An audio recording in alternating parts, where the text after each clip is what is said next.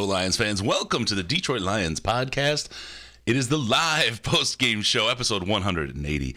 This is the official Detroit Lions Podcast for Reddit. I am your dashing host, Chris. And with me are two fellas. I think one of them you wouldn't know if it wasn't for the title under his name. We got Mike, the Ambling Bastard, checking in from the UK. How you doing, Mike? No, I'm all right, Chris. Regretting my choice of fandom, perhaps. But other than that, I can't grumble. And the unknown comic up there in the top right. How you doing, Sandman? You know, if we have another loss like this year, I think I'm going to switch over to a plastic bag. That may be a good move. Okay, today's show, we're going to talk about what happened. I think there's some things that people saw that maybe they're reacting to in the wrong way, but there's a lot of things to react to negatively. So we'll break it down. We have a couple things that just in our little warm-up we disagreed on, so that'll be some good discussion. We'll take your phone calls, have a good roundtable discussion, and a whole lot more. Sandman, you ready to go, bud? I'm ready. Let's kick this off and break it down. All right, a couple of quick announcements first. Check us out and help us out on Patreon. Special thanks to Dylan from Guam. That's right. Of course, our very first donor, Mathis and Brian B. from I Prevail. Help us out on patreon.com/DetroitLionsPodcast. Patreon.com/DetroitLionsPodcast. And as little as $1 a month on the donation line will get you into our Slack chat, which is intelligent yet informative. And sometimes negative, like today. We had a little bit of, but it was good negative. It wasn't the bad negative. It wasn't the cancer stuff. So we have a Slack that's available from, it's our writers. It's me. It's Case. We got to get you guys in there, too. You're in there, Mike. Andy, I got to get you into the Slack chat. I forgot. I got to get you out there. We'll have you going here soon. And then all of our Patreon donors. And then also we started doing pre-show videos. Started this last week with Case and I putting some stuff together. Just showing you some behind-the-scenes stuff. It's known as the pre-show show. So patreon.com/DetroitLionsPodcast. Anything you can donate from $1 on up gets you access to all that great stuff, and it's a great way to help the show. Also, give us a like on Facebook. Facebook.com/TheDetroitLionsPodcast. Facebook.com/TheDetroitLionsPodcast. And on the Tweeter machine at DETLionsPodcast. DETLionsPodcast, the very best place to see all the boys. With no pants on. With no pants on, or plastic bag, or paper bag on. No pants, but the top. And with a toaster in the bathtub. But we'll talk about that. Subscribe to us on YouTube. If you're watching us now, you can just hit the subscribe button. Make sure you hit the bell. We've got a lot of different stuff going with the Quick Takes show, the pre-show show for our Patreon people, some other stuff. You'll be notified when we go live, and you can join us for all of the fun. Also, rate us on iTunes, Stitcher, Google Play with those 5-star ratings. We love those. Give us the feedback in the subreddit if you have some things you'd like to see us improve. But those 5-star ratings are important. And if you're a Spotifyer, we're there now too for you, so check it out. All right, let's do this. Let's talk about what happened today. This is no time for a quick release. We're going deep. All right, here we are. We're going deep as we got. Mike, let's start with you. Why don't you give us your thoughts on what you saw in the game out there today? I'm going to lead with 10 sacks. Always lead with your sack, right? Well, roll, dude. Don't usually lead with 10 of them simultaneously. This is my personal style. But it's an army of sacks. Yeah, that's quite a horrifying thought, really. But moving swiftly on. I wonder what your flag would look like. Sorry, go ahead. Feel free, anyone who wants to sort of tweet me a design for that. That would be cool. I like how we've started as we mean to go on by trying to avoid talking about the actual football. Yeah. No, I mean, that to me, 10 sacks. That. So usually I would like to sort of try and look at who you could really pin that down to, but you can pin it down to the O-line. That you can't narrow it down. In my view, from what I saw today, there was just an absolute debacle from one side to the other. Add to that, Lang appears to be concussed again, which could be very bad for his long-term future as a pro player. He's just got to stop. He has, yeah. I said this last time round that in a way I kind of hoped that he took a break and reevaluated his position as a pro player. If he is indeed concussed again, you've got to draw a line somewhere, dude. And I think it's time. Yeah. Much as it pains me to say that, don't get me wrong. There were, I think I could put 2, maybe 3 of those sacks down on Stafford personally, as an individual, for not getting rid of the ball. The rest of them was down to the O-line. And like I say, you couldn't pin that down to anyone individually. The first 5 of them, every one of them was a pump, and then he got sacked, and it was like, wow.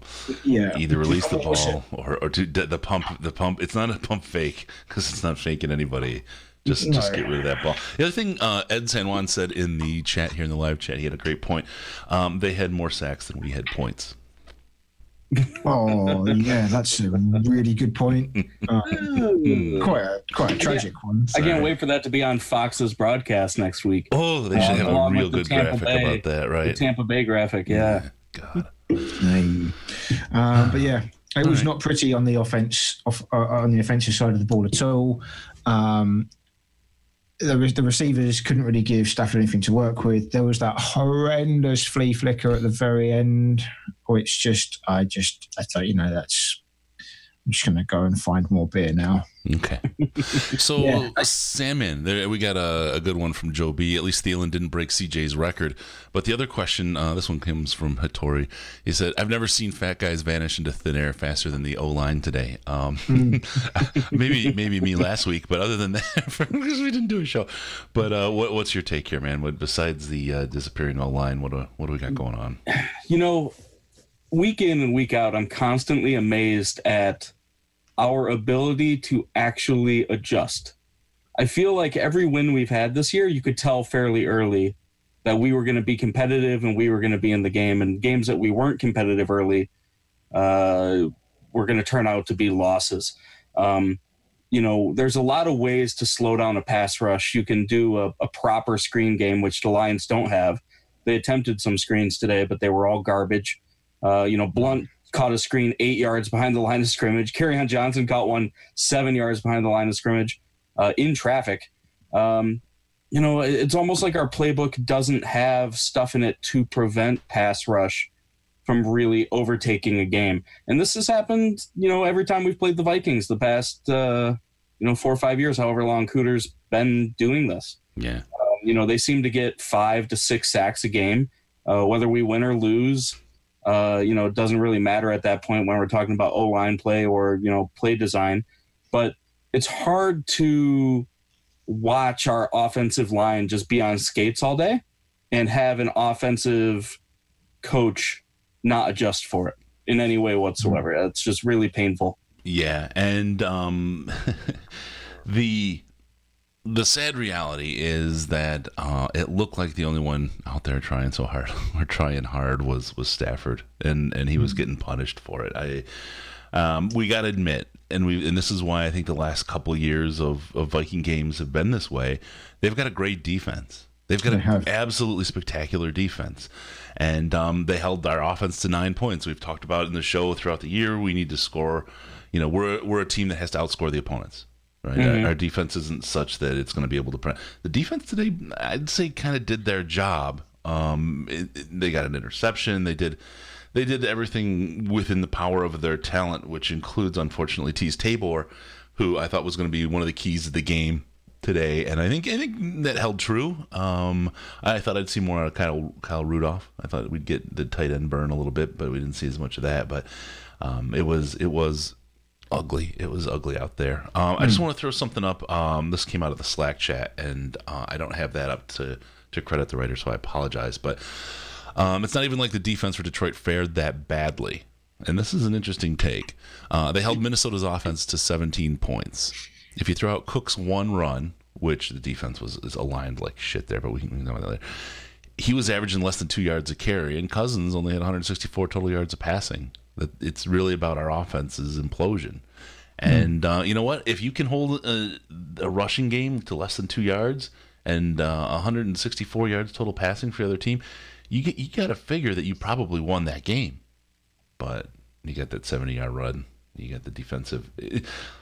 Let's talk about the Stafford improvisational toss to carry on. Let's break it down a little bit. And I tweeted about this, and you guys can disagree. It's okay. That's why you're here. You can tell me I'm a fool. You'll be the first one. like when I was saying that it felt like Stafford was the only one that was really trying out there today. I know that's not the case, but there was one. I mean, if you put yourself in Stafford's head, right? You've gotten sacked. At that point, it was 8 or 9 times. You've got an offensive line on roller skates. You got nobody getting open, right? You have receivers who have an inability to get free. Again, against a great defense. You're probably getting frustrated. So what do, right? You're running outside. You see Carrion. Carrion's a great runner. He's a great athlete. You improvise and toss him the ball. The ball hit him in the hands, right? And as a football player, especially as a running back, you need to react very, very quickly when you're running the ball. You got to find the hole. You got to get through the hole. You got to bounce off tackles, make people miss, all that kind of stuff. I would expect Carrion to catch that ball. Now, I'm not blaming Carrion for the situation, right? But if you put yourself in Stafford's head, he's doing anything he can at that point to win the game. Was it the best call? Well, no, it didn't work out well. Carrion could have held on to it. A lot of good could have come out of it beyond the terrible that happened. So go ahead, tell me I'm an idiot, that Stafford's too much of a competitor. I mean, watching that play live, I think Stafford knew what we all knew. I don't think it was a secret that the Lions had to do something and they had to do it quickly in order for this to be anything, right? Mm-hmm. They hadn't been moving the ball at all. You got to take the risks when you can take them. I think, even Patricia kind of showed that with that horrible attempted flea flicker trick play, the fake punt.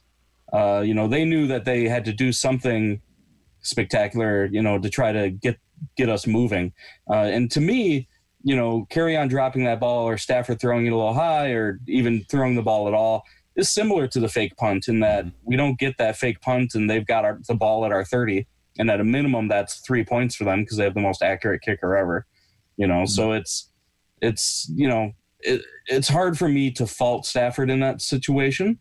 I mean, if we were down 3 with 6 minutes left, yeah, maybe I'd be more pissed off about it. But we were getting our asses handed to us. And at that point, do whatever you think you need to do. I'm not out there. I'm not going to complain about it. And they actually had audio. Those guys with those audio, the microphones, the parabolic cones where they can point it and listen to the players. They got audio of Stafford just before he threw the ball. He came in with a... So it's all good. And there it was. He just tossed the ball. And, there we went. Mike, you holding the ball or are you just putting your head down? Are you tossing the ball or are you putting your head down and running, fucking putting a defender on his ass? I think you've got to credit Stafford with an attempt to achieve something. That's what it comes down to.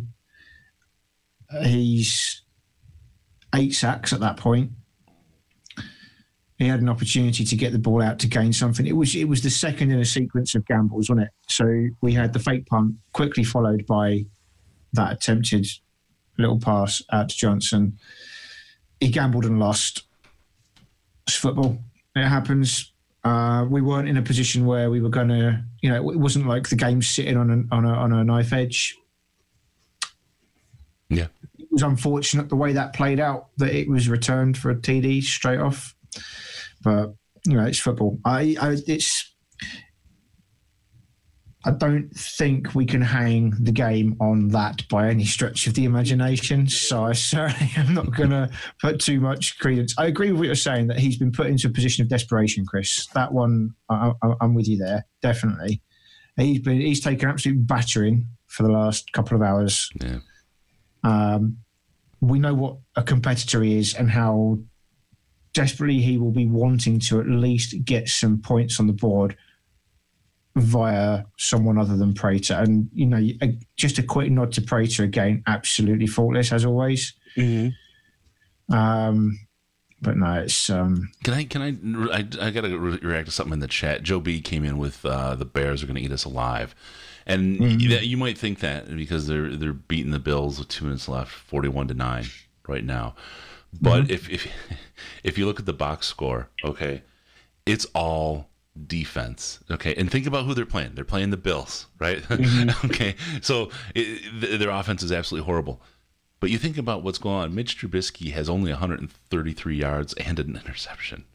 The Bears are not gonna beat this team. It'll be a good game. It very well could be because they've got a good run game, but they are not going to do anything close to what they did to the Bills. So don't let today's game give you an idea that the Bears are going to be that. I agree that they're probably not going to blow us out. But by the same token, I'm in a position with the current Lions team where I can't, hand on heart, say I can have any real faith in predicting the score one way or the other, because the consistency just is not there. Yeah, no, that's a great. I honestly, I couldn't put down on paper bookies which way this one's going to go.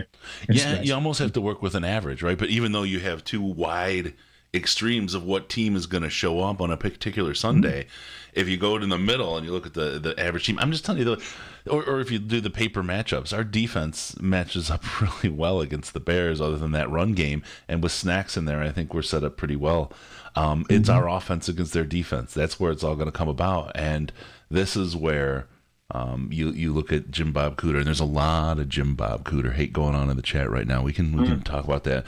Let me throw the number out there really quick. 248-782-8384. 248-782-8384. Give us a ring. We'll pick you up on the phone. You can also call us on Skype. It's Detroit Lions Podcast, all one word, Detroit Lions Podcast. So as much as you like Cooter, Sandman, the Lions Cooter might be rank. Is that where you're at? I think coming into this year, and we've discussed this before, we weren't sure how much of our offense was Cooter, how much of it was Caldwell, because Caldwell was an offensive guy. I think we have a similar thing going on right now with Paul Pasqualoni and Matt Patricia, who's actually doing what. But I think at this point of the season, it's safe to say that the offense we had last year is the exact same one we have this year. We have wide receivers that struggle to gain separation. Stafford's ability to, go between targets maybe isn't as fast as it needs to be at times. But we're seeing the same struggles over and over and over with no signs of change. And to me, that's the most alarming thing about it, is every once in a while, a team will have a bad offensive game, or a team will have a really good defensive game plan against you, and there's just not a whole lot you can do about it. But we've had too many of those. We had the Saints last year where they sacked Stafford, I think it was 8 times in that game, batted the ball down 20 times, just made us look like the most inept team of all time. Then we had another one today, and it's hard to pin it on anybody except for Jim Bob Cooter, because we've seen Stafford work in a good offense. We've seen, good Marvin Jones. We've seen good Kerryon Johnson, but they never seem to string it together for multiple games. And at this point, I don't know who else they would bring in. I don't know who else would improve our attack, but something needs to happen. Yeah. I'd say Blandino weighed in on... this guy needs a and I'm going to find him and just give him a big fat... That's right. So Blandino weighing in on Jim Bob Cooter. We got a call coming in. Hey, caller, what's your name? What you got going on here for us? Hey, Jeff from Grand Rapids. Hey, I guess I'm getting a little bit at this point. Well, no, I'm going to become an alcoholic with the bipolar nature of this team. My liver is definitely their problem, not mine at this point. Jeff, did you know that they had traded Golden Tate away? Yeah, that's why I have polyps, Drink. Chris. Drink. But all right, okay. So basically, we had defensive philosophy issues, we had offensive philosophy issues with Caldwell, and neither of them have seemed to be, remedied at this point. And I guess the guild is coming off my Patricia Lilly just a titch. Because what is he doing if he's not influencing the offensive and defensive play calling? And what happened to the master of adjustments stuff going on here? I guess I don't quite understand why they seem so dramatically unprepared for every facet of the game, more than they seem to be prepared for every facet of the game. It's really becoming tiresome. Yeah. All right. So this guy wants some intelligent football talk. I'm going to hand it off to Sandman, but only after I make one point. I'm going to go back to the, other than the Delvin Cook run, the defense, they performed pretty well. And I think this year, this is one of those things we talked about in the show. And the thing is that you see the Lions are not a whole team. right? Our defense is quite a mess on one hand. So you've got a guy in Matt Patricia who's been doing what I believe is a pretty damn good job with the level of talent he has on the defense, and he's been focusing on that. I think on game day, he's allowing Jim Bob Cooter to run the show on offense, and I think this is that kind of give him enough rope thing after Matthew Stafford went to bat for Jim Bob and said, he's my guy, we need to work together, we need to get... You can't come in, especially with a franchise quarterback, and say, piss off, I'm going to replace your coach immediately, because you could lose him, and we had just signed him, the whole thing. It was not the time to fire the guy that was his security blanket. Now we've got a year. He's had enough rope. Jim Bob Cooter is running the show over there. I think you can look at it and say, hey, Matthew, you can see this isn't our guy, right? And move on from there. So that's my thinking. Sam, man, where are you at on it? I completely agree with Jeff here that, we were all sold on Patricia as a in-game manager who could make adjustments on the fly. That, was one of the reasons why the Patriots would look bad early, but then all of a sudden would come back, with a vengeance in the second half or even in the second quarter. And we haven't seen it. We haven't seen it on either side of the ball, in my opinion. You can claim that the defense looked good today, and they didn't look horrible, other than that 70-yard run. But we have major deficiencies at multiple locations on this team that I don't know how you resolve those midseason. You could say that, well, Slay looks better in his zone coverage. Tabor obviously looks better in his own coverage. It's better on the bench. In college, that was his thing. Nevin Lawson, who the hell knows what's going on with that? So you could say, well, maybe we should play more zone, or maybe we could do this. But at the end of the day, I just think that this team is devoid of talent, even at places that we thought we had talent at the beginning of the year.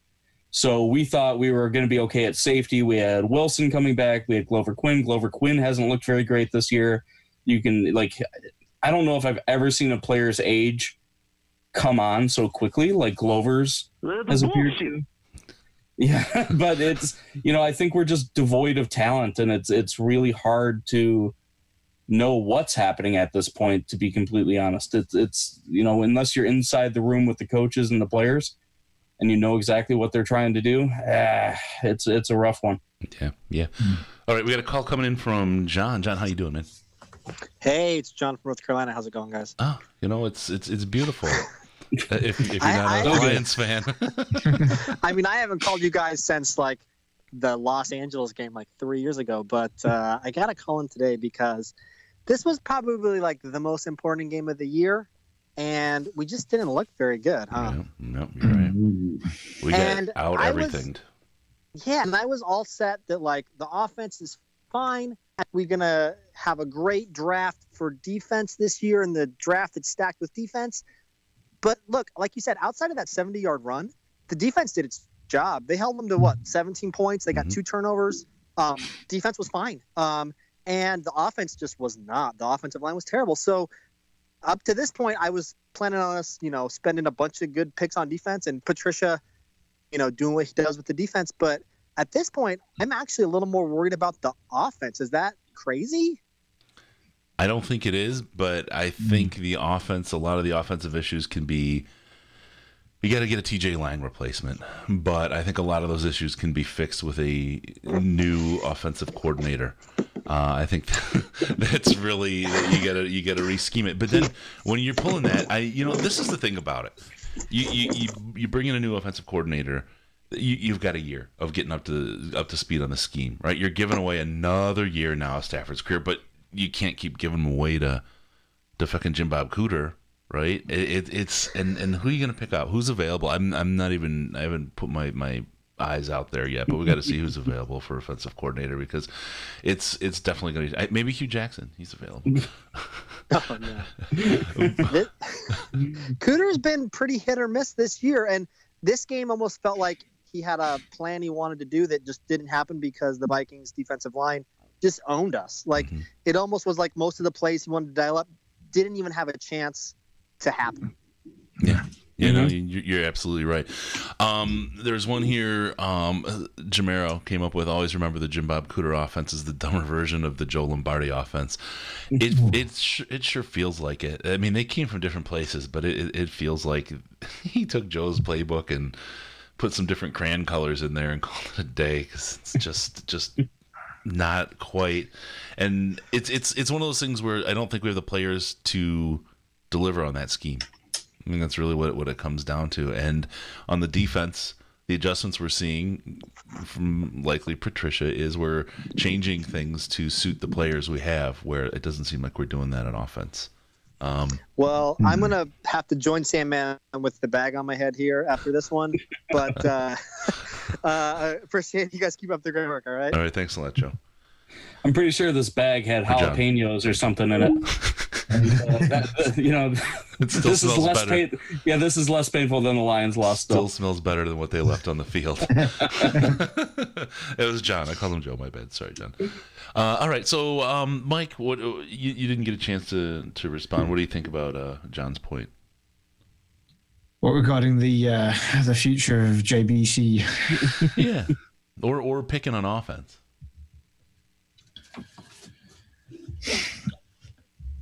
You had a particularly good point, Chris.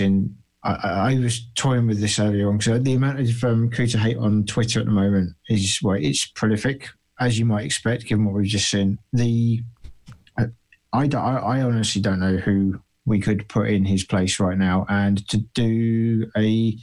would we be in a position to do such a thing mid-season? I mean, there's talk of this being essentially a write-off rebuild year now. I don't know how you guys see it, but I'm on the fence currently. As in, do I think we have a chance of salvaging anything this season? Are we looking at a full rebuild for next year? I give it 2 more games and make a decision. But again, with lack of consistency, I can't. It's impossible to know what we're going to see week to week. We'll see the Miami Dolphins, and we'll see this, or we'll see the Jets, and then we'll see New England. I completely agree with you. We have zero consistency week to week. No, and this is the incredibly frustrating thing, as from my perspective at the moment, is that if I was going into every game thinking, okay, fair enough, I expect we're going to lose this one, or expect we're going to win this one. If you had some basis to manage your own expectations on, within reason with what you can expect from this team in its current state, that's one thing. But to not have the faintest idea, literally, what's going to happen from one week to the next, when, look at the track record we have so far this season. I'm finding it very hard work being a Lions fan this year. Don't get me wrong. It's not like I'm just going to give up on them or back away. But it's just bloody hard work. Yeah. It really is. And I will say that I've been a Lions season ticket member for 7 years now, and I've been a Lions fan for 25. And this is the hardest season for me to watch yet. I can tell.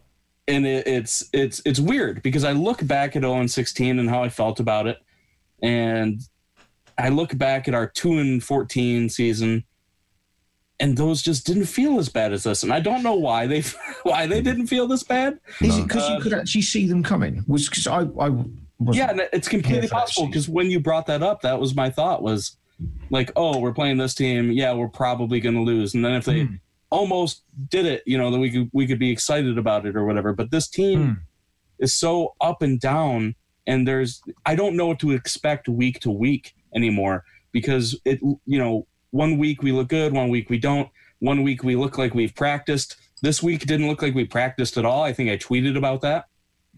This team is just so far over the place. I have no idea. What to expect. It makes it incredibly hard to, number one, watch these games, and number two, go to these games and sit there.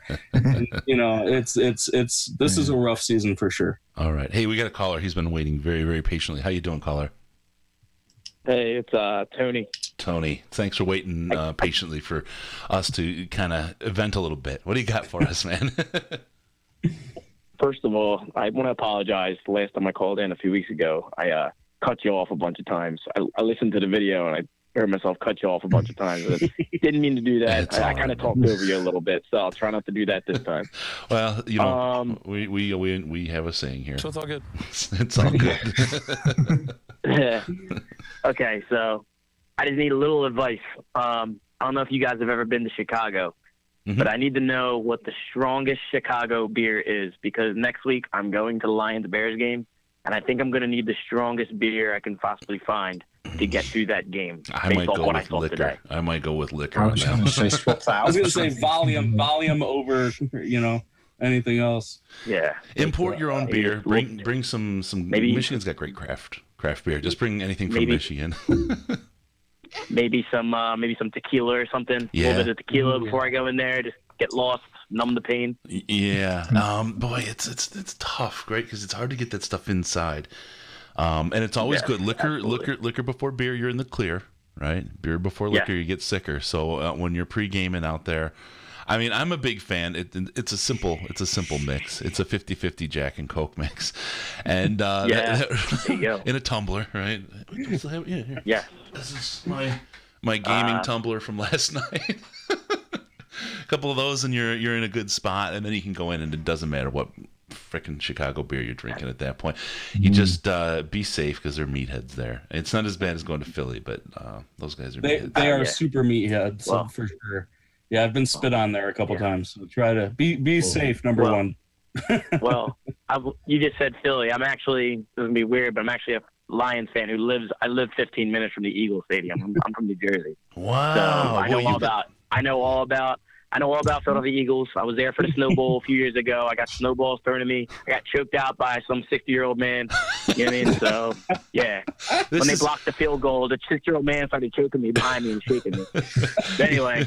See, this is proof that on this show, diversity is our strength, man. You brought so many different places to one thing. Yes. I'll just say this. I don't want to hold up too much of your airtime or whatever. But the one guy on there said, for some reason, this is the hardest season. And I resonate with that a lot. I feel like this is the hardest season so far for me, because I've been a Lions fan since about like the mid-'90s, like fourth grade. I'm 31 now. But these last like 2-3 seasons, like I finally have a career and I have money to go fly out to games and go to a lot of games. And I'm doing more Lions stuff. I go to training camp. I go to the games. Last year I went to New Orleans. This year I'm going to Chicago. I go to 4 games a year, and I have the NFL ticket at my house. I mean, I can actually afford to follow them like I want to, and to see them, really be involved in it like I have been, and for them to perform like they've been, man, it's just really hard.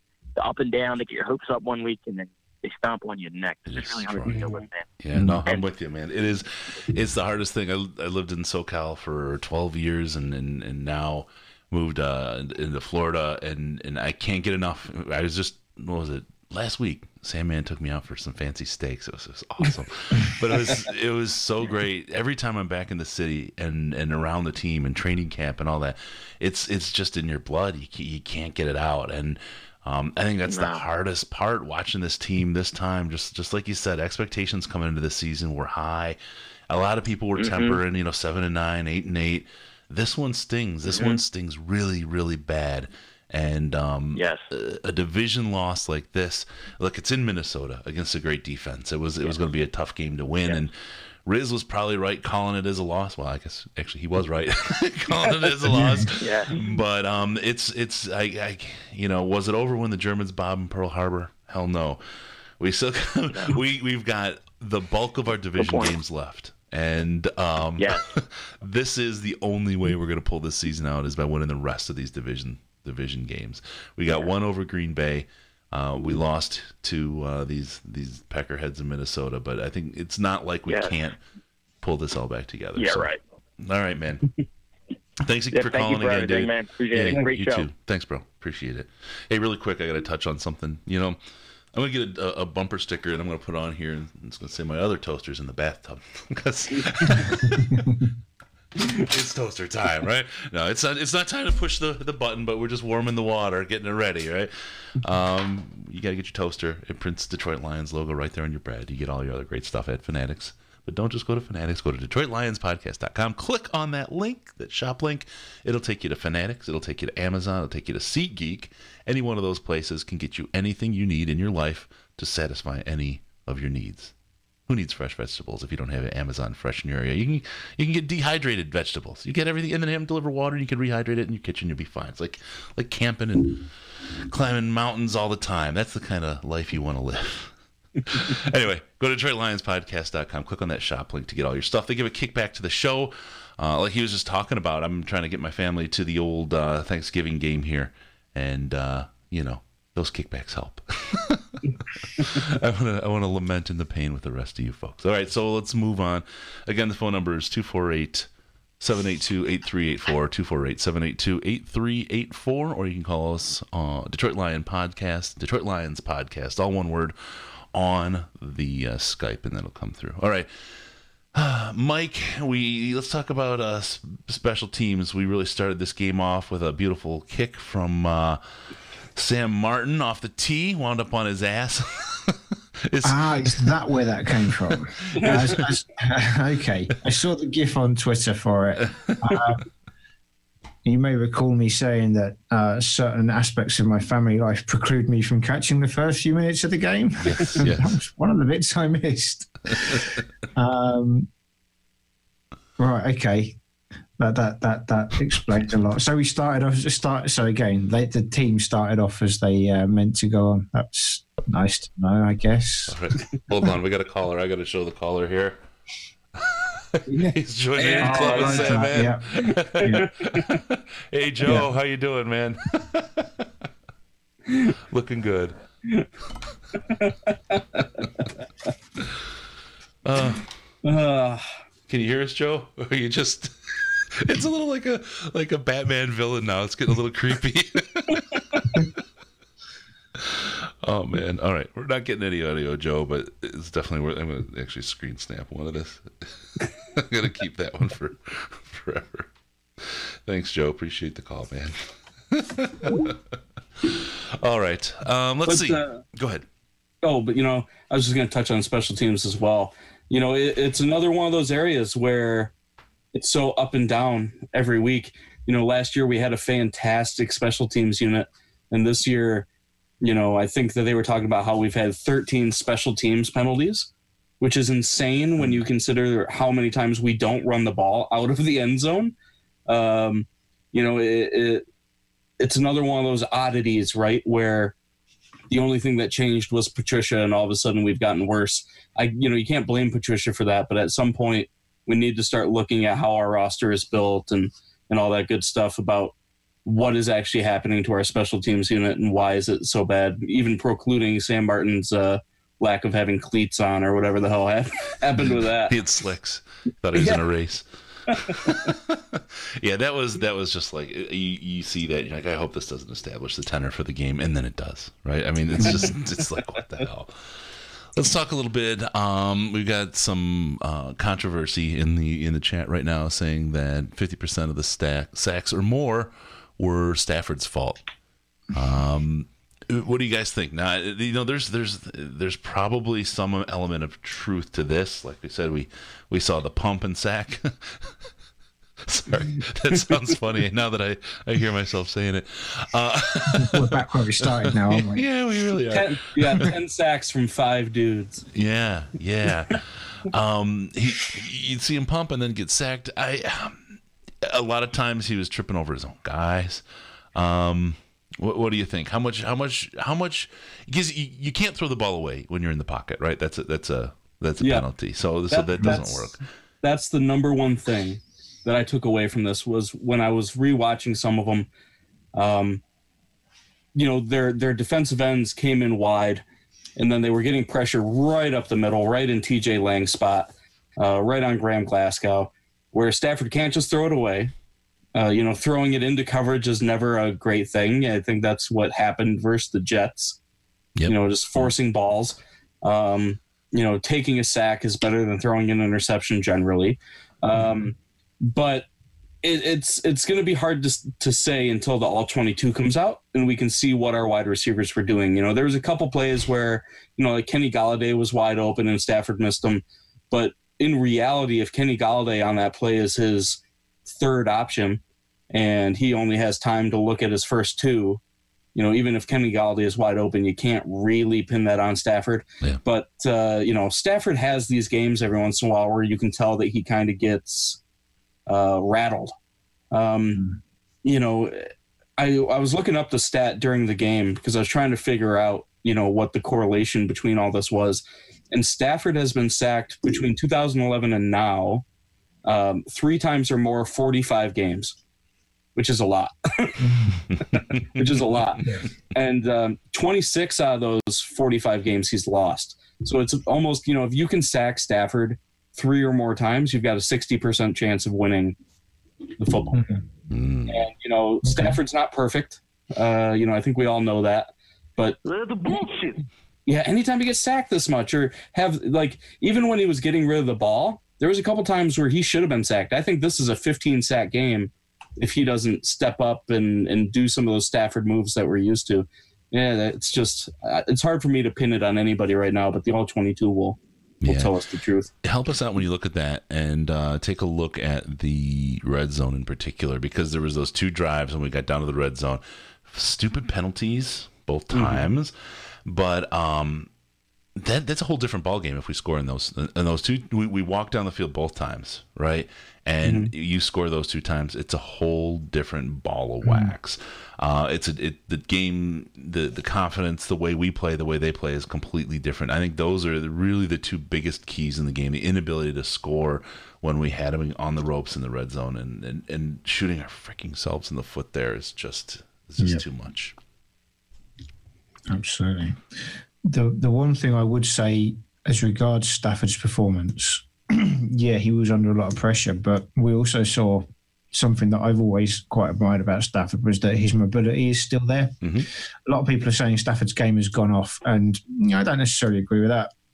But the fact that he was, in terms of rushing yards, our second highest rusher, says an awful lot about the way the offense performed as a whole today, I think. Yeah. I'm glad I got Kerryon Johnson in my keeper league, but I got to quit playing him this year. Hey, we got a caller. What's your name, caller? Hi, guys. It's Ted again from second straight week. Hey, Ted. How you doing, man? Well, I could be better. And first off, I'm going to be negative this time. All right. It's okay. It's a good week to be negative. There's a lot to be negative about. First of all, are you guys worried about the offensive line? Like, how many resources have we put into the line? We've got 2 number 1s. We've got number 3. 2 high-price free agents, and we got nothing happening. This is the second week in a row. Been dominated. Stafford's being sacked left and right. We can't run the ball. And we got a new O-line coach, and this is fucking ridiculous, man. Yeah. And, well, sorry, I always do this jump in first thing, but TJ Lang is a linchpin of the problem with this line right now. The fact that he's on a snap count, might have had another concussion. He just didn't live up to what he was supposed to be. You can't predict that, right? You just can't predict what change we got when we picked him up. That one really sucks. The other guys, pardon me? Decker's been shit too. The last 2 years he hasn't been good. He's been up and down. He's had some really good games, and he's really displayed his ass a couple of times too. It's he's almost the personality of the team right now, right? You don't know which Decker you're going to get from week to week. Yeah. Sam, what do you think? Yeah, and I was thinking about that when Mike was talking earlier about how, coming into this year, we all thought that, from this point onward, we're going to be spending some high draft picks on defense because was our obvious glaring holes, right? We needed lots of stuff on defense. And the defense, for all of its shortcomings in the run game and stuff, hasn't looked as horrible as maybe we thought it would. But the scary thing about transferring that back, well, maybe we need to spend it on offense, is where do we spend it on offense? On spots that we've already spent high draft picks? I don't want to do that. I don't want to draft 2 first-round guards. I don't even want to draft a guard in the first 3 rounds. No. But we're at the point now where, Decker hasn't looked super awesome. I think he's serviceable. I don't think we need to do anything at his position, but we definitely need to replace Lang. Now we need to find a slot receiver. We don't have one of those now. And it's hard to be happy with spending all those high picks when this is the kind of outcome we get. And so I'm with you. This is It's rough to watch when you think about the dollar signs and stuff that our line is going to command in 2-3 years. Yep. I'm sorry, I'm having a brain fart here. What's the right tackle's name again? Rick Wagner. Wagner, right. He hasn't been good either. And they got a couple of good running backs who are supposedly good. You know, TJ or Johnson's been kind of crappy the last couple of days. I guess you can't fault him because of the O-line. There's been no holes. And Blount's been a complete bust. Come on, you have to admit that. A total bust. Every time Blount's in the game, I wince a little because I don't, nothing good's going to happen and it'll be a wasted play in my opinion. Oh, until you try the flea flicker. Then you've really wasted a play. Blount to me is very one-dimensional. He's a short yardage back, and that's about what he's good at. Well, and this is Joe Lombardi to a T. You put Blount in, you know exactly what you're going to get if you're the defense. You know exactly what you're facing. It's like how he used to use Riddick. You knew exactly what was happening when he was in the backfield. And it's this predictability that is making our offense way too easy to destroy. And the offense is what we're relying on. I think we're squandering a lot of really good talent because of our offensive coordinator. I think that's really the problem on offense more than individual players. Again, TJ Lang is an issue. Rick Wagner, he's not been spectacular, but then again, he hasn't had the guy next to him that he's been practicing with and expected to be next to him to communicate with either. That drags everybody down when you don't have that guy that you're used to that in your unit next to you. You add this shitty play calling, this Cooter play calling is just ass. And how about in the red zone, Chris? Sorry to interrupt you, but in the red zone, the first quarter we had a couple of opportunities in the red zone, and there's no creativity whatsoever in the red zone. Nothing. There's nothing going on. Yep. There's no plan. There's nobody getting open. It's been that way for 2 years. And we had a really good and I missed who it was in the chat, but he said even with Golden Tate drink, we were shit in the red zone. What are you drinking there, Mike? There's a question in the chat. What do you got going on? This is one of my favorite beers. It's Doom Bar. Doom Bar. Where's Doom Bar? Yeah, it's brewed down in Cornwall, southwest England. Maybe we'll have to arrange a care package. Yeah, well, I'll see what I can do. All right. Hey, Ben, thanks a lot for calling in. Appreciate you, man. Let's see, 248-782-8384 is the phone number, 248-782-8384, or on the Skype, Detroit Lions Podcast, all one word. What are we going to... Okay, so I could go on this golden... There's two things, right? The graphic, first of all, was traumatic for me about Tampa Bay having won the division since 1993 and not us. I mean, it really did hurt. I mean, that cut me right to the bone. But... there was that narrative, and they talked about it 4 or 5 times. And then, of course, the Golden Tate narrative that came up, and they talked about that far, far too many times. And it's like, why is it I get you've got to earn respect as a team, but why is it that there's only 2 narratives, and they just harp on those things and are so shitty about this team? It's really hard to watch. That, and then Spielman, who I've loved most of the time in the booth, alternating between great analysis and showing the long-term effects of head injuries. It was like, what the hell? He was just as schizophrenic as the rest of the team was in the field. I didn't know what the hell I was seeing there. All right, caller, how you doing, man? What's your name?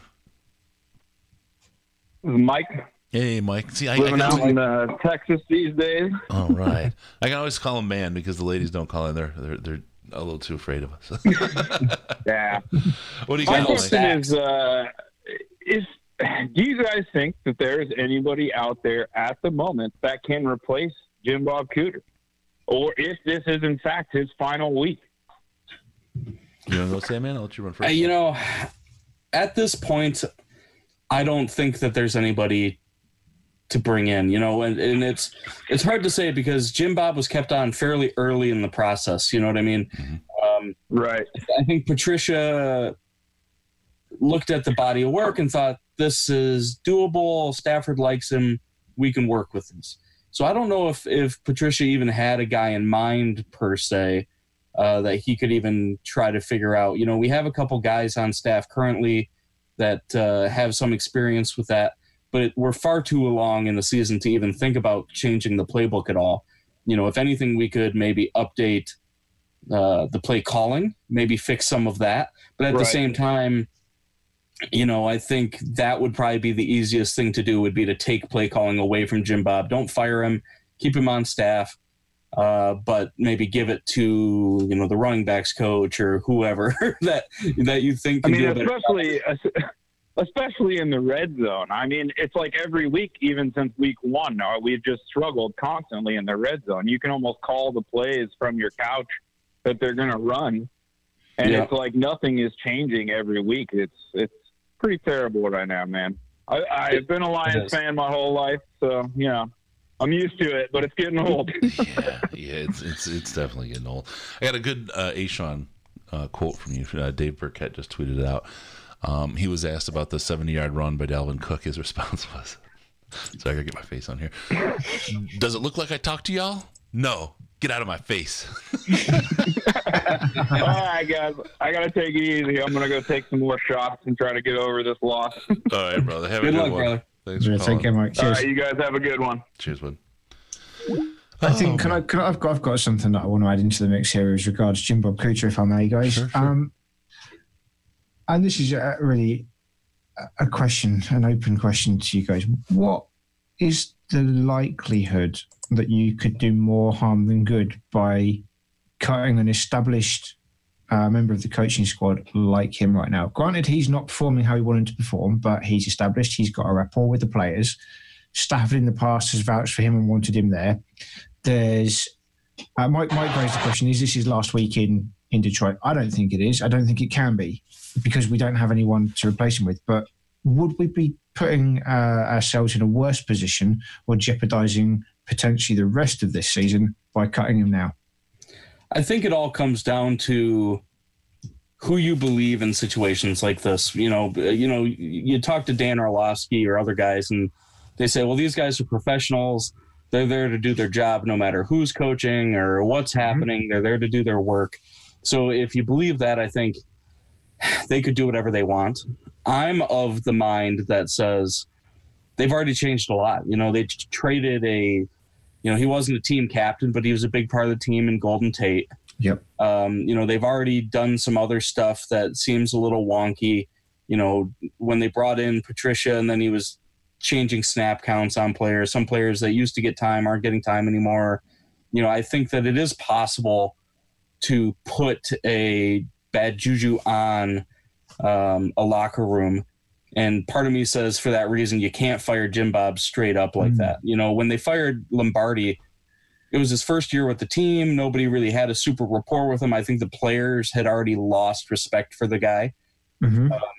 And maybe the players have started losing respect for Cooter. Who knows? But I think whatever it is, I agree with you that I don't think that he can go anywhere this year. I think it will be an end-of-year discussion.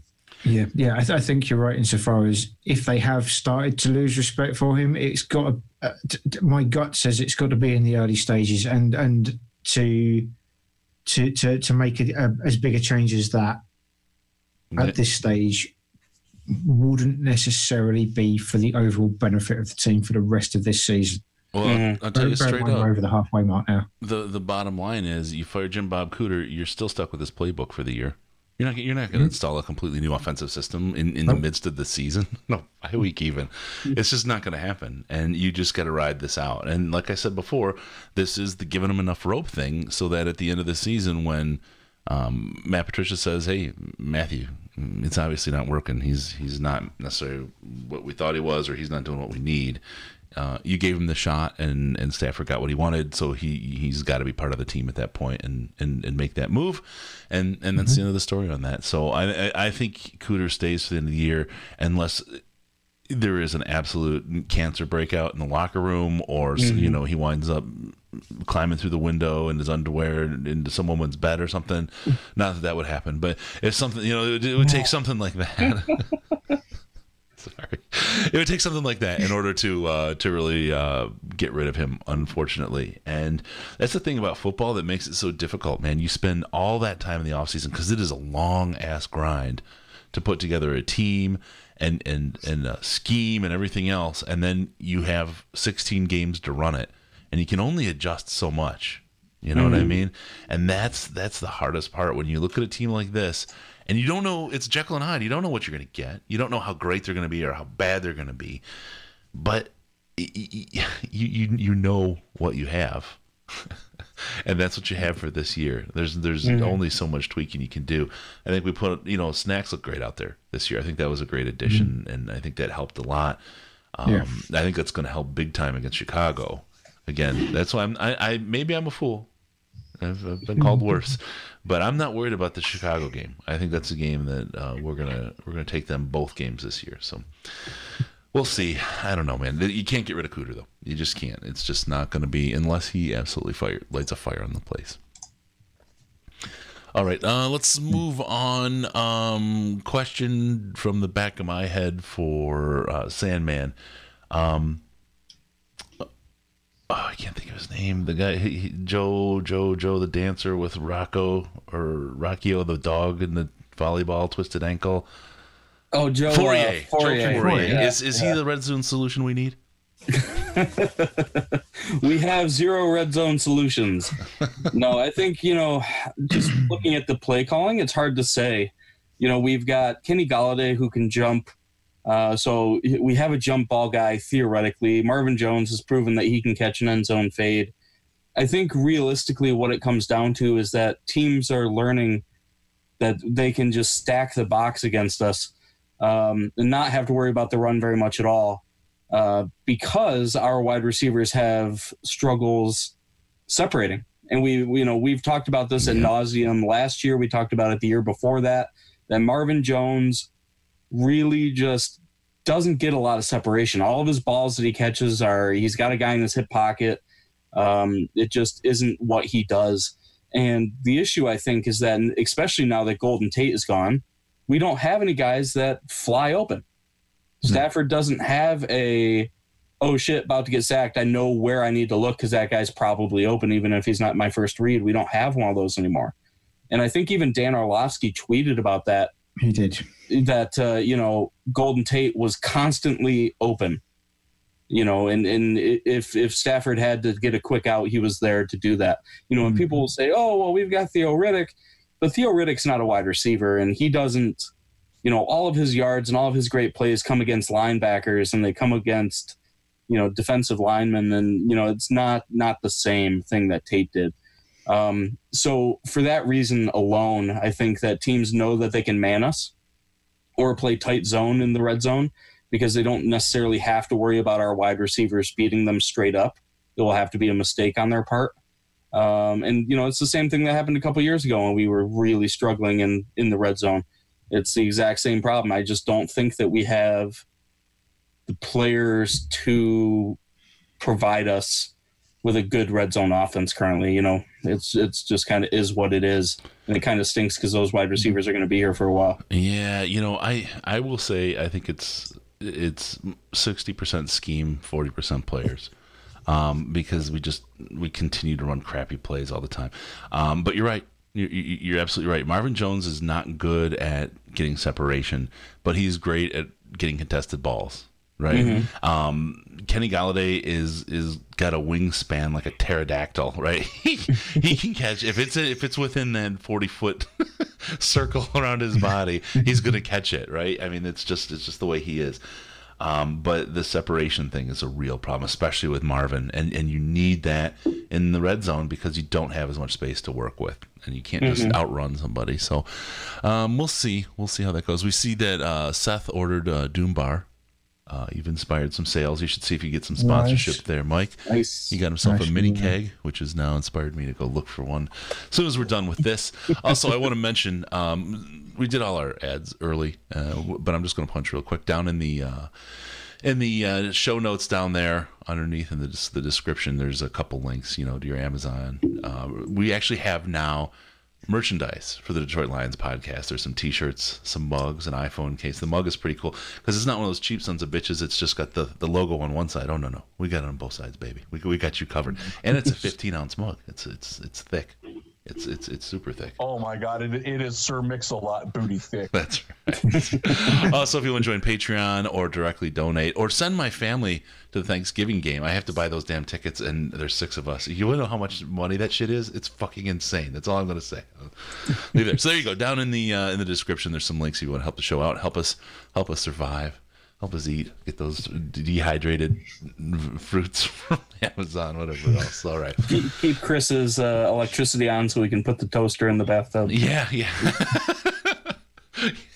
That's a good one. I'm running off a generator right now. Spielman kept calling Riddick our new Golden Tate. I think he might, Psych Crisis. I can't say his name. I'm terrible. I think he and I both think that Spielman's onto something with this one. This is the obvious change. Riddick is now our slot receiver, going to take over and probably excel and exceed what Golden Tate could ever do. Tell me I'm wrong. Don't at me. I was starting to lose my mind with Spielman, just constantly bringing up how Riddick was going to be the new Golden Tate. If you want to state that Riddick is trying to do the plays that Golden Tate usually did in our playbook, yeah. But Golden Tate's not replaceable by anybody. I mean, there's a reason he was the number 1 yard after the catch king for the whole time he was with us. That's not replaceable, regardless of what Patricia or anybody says. He's going to be his absence will be felt. Yes. Without doubt. We were asked, Seth, who bought the Doom Bar, he asked for a conversion of pounds to dollars. He spent 24 pounds on his Doom Bar mini keg. It's $31.26 for you there, Seth. I got you covered, buddy. There's no currency arbitrage to be had. Yeah. I have one of those I think it's a 5 litre mini keg. I've got one of those in the kitchen at the minute as well. Nice. But my brother came up to the weekend and I have a whole bunch of these 330ml tins. No, more than that. Pint tins or something. It's lovely stuff. Highly recommended. Give us. We'll talk about beer afterwards. Oh, okay. You start talking beer, next thing you know, you're doing wrestling, and then it's all downhill from there. So. Yeah, we don't need any. All right, let's start wrapping it up. We've got our time in. We did our therapy session. We see there's a lot of warts, and next week we're gonna come out. We're gonna play in Chicago, and we're gonna decimate the shit out of that team. And we're gonna be sitting here with these confused, dumb looks on our faces, even more confused and dumber. I mean, you see the one that Sandman's got right now. It could be. I'll have surprised eyebrows on. Nice. So the theme right now is we're going to keep adding paper bags to hosts until we get a win, and then we'll take them away. If we don't get a win, they're going to turn into plastic bags, as Sam had referred to early. So plastic bags and small rubber bands. Yes. Lorenzo, don't kick your dog. Kick the neighbor's dog. You don't like the neighbors anyway. All right, last chance for calls, 248-782-8384, 248-782-8384, or on the Skype. You can use Detroit Lions Podcast, all one word, Detroit Lions Podcast. All right, Sandman, I'm going to let you kind of break down your final closing thoughts for the week until you'll be back next week. It's an away game. You're not going to be burning those. Maybe you will burn those season tickets. We'll talk about that later. I'll set the bag on fire while it's on my head while I'm wearing it. In Ford Field. Yeah, and you know what they would do? They would just stomp it out. Did we re-sign Sue? He's the fire marshal at Ford Field. Stomping fires out left and right. No, this game just felt like all of our losses. I don't feel like we've had a loss this year that I thought, well, we were close, or it was a one play or whatever difference away. Dallas, it's maybe Dallas, but even then, we were close. And when you look at the score of this game, even the score doesn't really indicate the thrashing that I feel like we received. And so I'm hopeful that we'll tighten the ship up, that Patricia will figure this out, that the offense will get figured out, because they have to do something about the offense at this point. Yeah. If they trot Jim Bob Cooter out as our play caller the rest of the year, I think that's kind of telling. I think it kind of falls in line with the Golden Tate trade. where they said, oh, well, we still think we can win. It's just without Golden Tate, we got value. And I do agree that they got value for Golden Tate. But to me, this team looks like it's in rebuild mode right now. And I know Mike talked about it a little bit earlier, but to me, this looks like a team that is rebuilding for next year starting now. And so I'm hopeful that maybe that's not the case, or if they do go rebuild, I need to see more signs that they are legitimately going rebuild and not just playing bad football. It is definitely a look at next year. I mean, people say, oh, well, we would have got a third compensatory pick for Tate anyway. That's not next year. That's the year after. And it's not guaranteed even. Yeah, Tate could get injured and then we get nothing. Right. And I Riz first brought it up, and I've seen more and more kind of swirl around this, where the possibility of Tate coming back and getting signed next year. Can you imagine all of a sudden, all these people talking shit about Quinn and everything else? Holy cow. We got a third-round pick.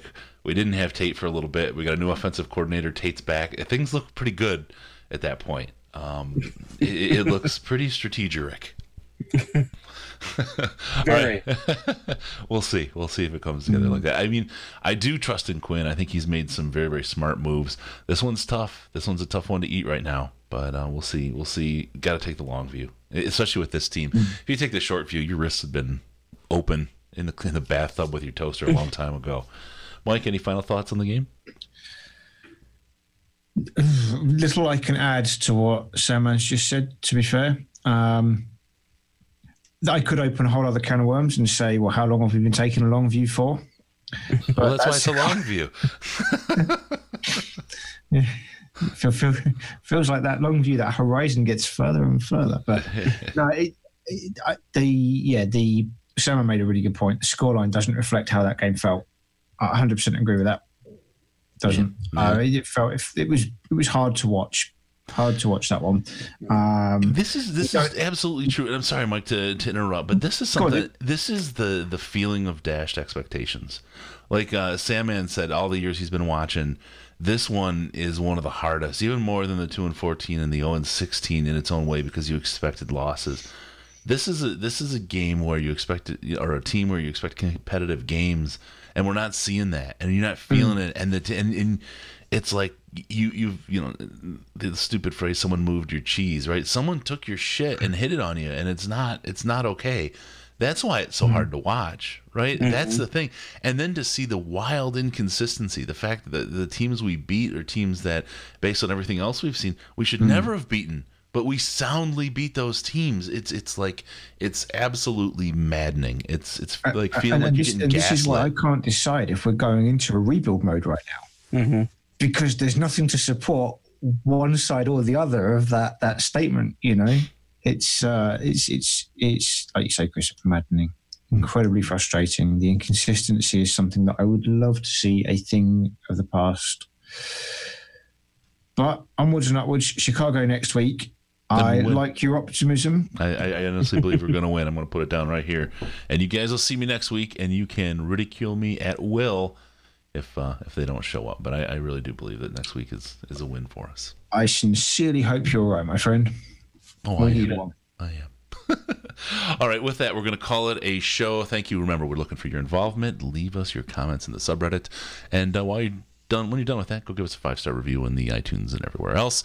Also, don't forget about us on Patreon, because we're helping you when you join us on Patreon. Patreon.com/DetroitLionsPodcast. Patreon.com/DetroitLionsPodcast. Join us. Get access to the Slack. Get access to the pre-show videos that we're doing now. Some fun stuff going on there. Also on Facebook. Where else would you want to see these beautiful mugs? Sandman in particular today. Facebook.com/The Detroit Lions Podcast. He's Earth Fare. Healthy food for everyone. Standing on its head. I don't know if that's like anti-health food or what. But anyway, Facebook.com/The Detroit Lions Podcast. And on the Twitter machine at DET Lions Podcast. DET Lions Podcast. It's the very best place to see people with a bag on their head and Sandman with no pants on. No pants. I can't wait for the memes to come out. Where are the memes at? Sand memes. They're coming. Give us a call via Skype, Detroit Lions Podcast, all one word, Detroit Lions Podcast, or call us on the Lions line at 929-33-LIONS, 929-335-4667. And lastly, be sure to go to DetroitLionsPodcast.com. Subscribe to the podcast, and we'll come in your little box automatically. And that's all at the same time. Thank you for tuning in, and we're going to see you next time on the Detroit Lions Podcast. It's your Detroit Lions and Reddit connection. All right. All right, my YouTube friends. 10 sacks on your head. 10 sacks in your inbox. 10 sacks on your head. Sandman with a face full of sacks. Oh, that's terrible. Okay, so YouTubers, thank you so much for punched in the sack. Thank you guys so much for joining us, Jim. Thank you for the therapy. It's much therapy for us as well. Yeah. Sycrisis. I think that's it. Sycrisis. I don't know. Props to Sandman for rocking the bag the whole show. Good job, man. Agreed. If we were streaming when he first came up on video, you guys would have loved it. I couldn't breathe. I was dying so hard. It was so damn funny. Completely unexpected.